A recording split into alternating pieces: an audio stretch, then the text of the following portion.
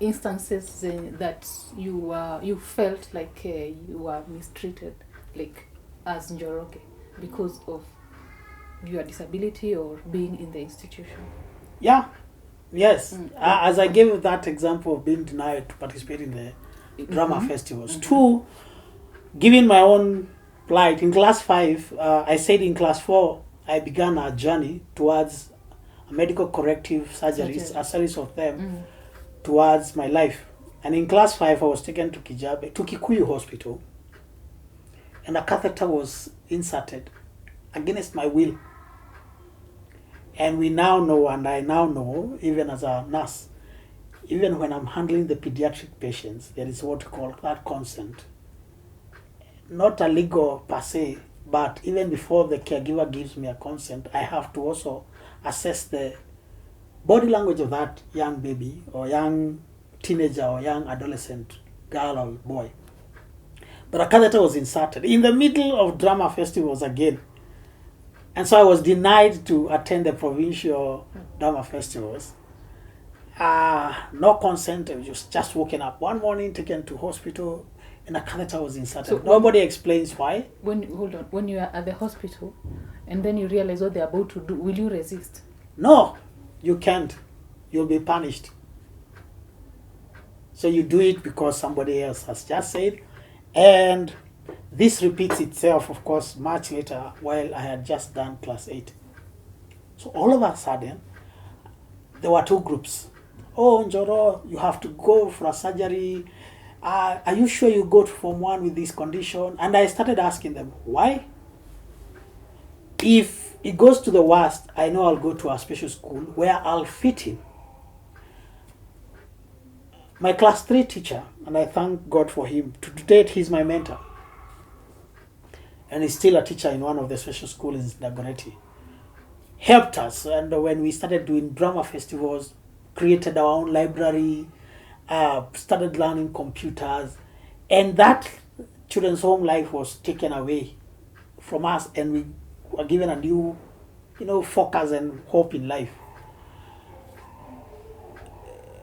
Defended and said, no, John, we know he could perform. By the way, I performed the best in 1996 KCP. I had 414 marks. That's because Karibia 400. Yes, and so I knew I would either go to Mutwene High School, which was a good provincial school, or Joytown, which is one of the best physically challenged schools, which is a provincial school. I was ready. But I was made to go to a surgery in January of 1997 while everybody else was going to Form 1. And simply because the supervisor said, if you won't go to take the surgery, which nobody is explaining which kind of surgery, despite a 4-year follow-up surgery at Kijabe, because I kept on asking them, why don't you consult the Kijabe team and ask them whether we could have a visit and be explained what to do or expect before we go to Form 1. And that was a no.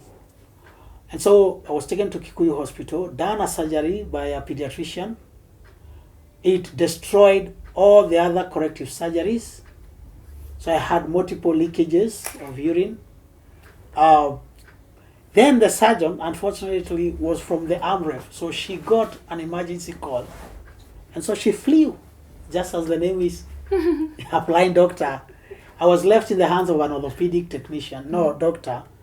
Now, I now know also, as a nurse, there is no way an orthopedic surgeon would take care of pediatric surgeries. So I went to Form 1, 3 weeks to the end of Term 1. And now you've gone back to where you started. Because Zero, negative. The corrective surgeries, they have been reversed. Reversed. So how do you feel at that point, because you are a teenager?